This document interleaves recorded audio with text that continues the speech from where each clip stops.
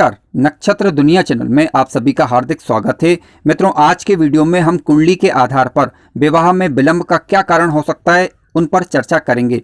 इसके अलावा कुछ उपायों पर भी बात करेंगे, यानी संभावित उपायों पर भी हम चर्चा करेंगे।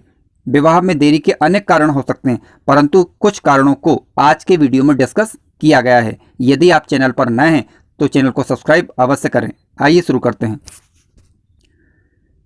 मित्रों, कुंडली का सप्तम भाव विवाह के लिए विशेष रूप से देखा जाता है।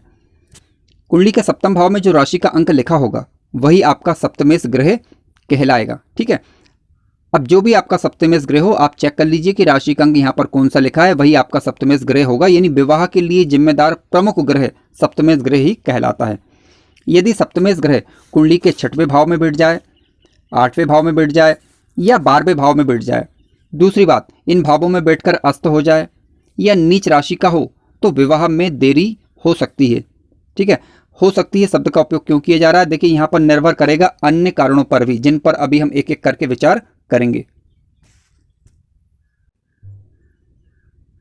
विवाह में देरी का दूसरा कारण इस प्रकार से हो सकता है। यदि सप्तम भाव में नीच राशि के ग्रह आकर बैठ जाएं, तब भी विवाह में देरी का ये कारण बन सकते हैं। नीच राशि के ग्रह का तात्पर्य क्या है, देखिए शनि 1 नंबर में नीच राशि का होता है। यानी यहाँ पर यदि सप्तम भाव में 1 नंबर का राशि का अंक लिखा हो और शनि ग्रह बैठा हो, तो समझ लीजिए कि शनि नीच राशि का है, तो विवाह में देरी का ये कारण बन सकता है। दूसरा, सप्तम भाव में 4 नंबर का राशि का अंक लिखा हो, मंगल ग्रह बैठा हो, तो समझ लीजिए कि मंगल नीच राशि में बैठा हुआ है, तो ये भी विवाह में देरी का कारण बन सकता है। अगला, यदि यहाँ 8 नंबर का राशि का अंक लिखा हो और चंद्र ग्रह बैठा हो, क्योंकि चंद्र ग्रह वृश्चिक राशि में नीच का माना जाता है, तो ये भी एक विवाह में देरी का कारण यहाँ पर फिर बन सकता है। अगला कारण हो सकता है कि सप्तम भाव में 12 नंबर का राशि का अंक लिखा हो और बुध ग्रह बैठा हो, तो समझ लीजिए कि बुध नीच राशि में बैठा हुआ है। ठीक है, ये भी इसका एक कारण हो सकता है। अगला, यहाँ पर सप्तम भाव में 7 नंबर का राशि का अंक लिखा हो और सूर्य ग्रह बैठा हो, तो समझ लीजिए कि विवाह में विलंब का ये भी एक कारण हो सकता है। देखिए मित्रों, हो सकता है शब्द का उपयोग इसलिए किया जा रहा है क्योंकि ये होने के बावजूद यदि सप्तमेश ग्रह सप्तम भाव में बैठ जाए तो विवाह विलंबित फिर ज़्यादा नहीं होता। ठीक है, इसलिए हमने ये शब्द का उपयोग किया। इसके अलावा कहीं से भी यदि गुरु ग्रह की दृष्टि पड़ जाए या फिर शुक्र ग्रह की दृष्टि पड़ जाए सप्तम भाव पर, तब भी विवाह में फिर ज़्यादा विलंब नहीं होता। मित्रों, विवाह में विलंब का अगला कारण इस प्रकार से हो सकता है। यदि मंगल ग्रह कुंडली का प्रथम भाव, चतुर्थ भाव, सप्तम भाव, अष्टम भाव अथवा द्वादश भाव यानी 12वें भाव में मंगल ग्रह बैठा हुआ है, तो समझ लीजिए कि व्यक्ति मांगलिक है और मांगलिक होने पर व्यक्ति के विवाह में देरी हो सकती है। यानी ये भी एक विलंब का एक कारण हो सकता है। हो सकता है शब्द क्यों उपयोग किया जा रहा है, देखिए यहाँ पर अब निर्भर करेगा कि सप्तमेश ग्रह कहाँ पर बैठा हुआ है। यदि सप्तमेश ग्रह अपने ही घर को देख रहा है या सप्तम भाव में ही सप्तमेश ग्रह बैठा हुआ है, तब ज़्यादा विलंब नहीं होता, परंतु व्यक्ति का मांगलिक होना भी विवाह में देरी का कारण बनता है।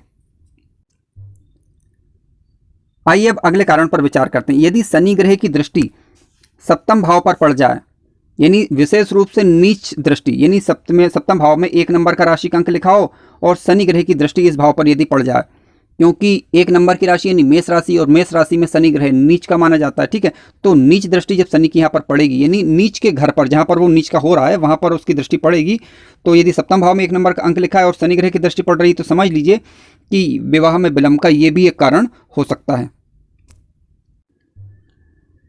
आइए अब अगली बात पर विचार करते हैं।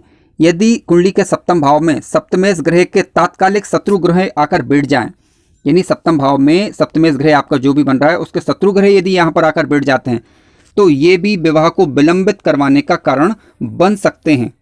ठीक है, बन सकते हैं क्यों, देखिए अब सप्तमेश की स्थिति पर भी देखना होगा ना, विचार करना होगा कि सप्तमेश ग्रह कहाँ पर बैठा हुआ है, उसे भी चेक करना होगा। गुरु ग्रह की स्थिति और शुक्र ग्रह की स्थिति पर भी विचार हमें करना होता है। यदि लड़के की बात चल रही, लड़के के विवाह की बात चल रही, तो शुक्र की स्थिति को देखना होता है। लड़की की विवाह की बात चल रही है तो गुरु ग्रह की स्थिति को देखना होता है। यदि गुरु ग्रह या शुक्र ग्रह इस घर को देख लें तो फिर स्थिति में विवाह फिर ज़्यादा विलंबित नहीं होता। हालांकि यहाँ पर अंशबल भी मायने रखता है कि शत्रु ग्रहों के पास अंशबल ज़्यादा है या फिर शुभ ग्रहों के पास अंशबल ज़्यादा है, इस स्थिति पर भी हमें विचार करना होता है।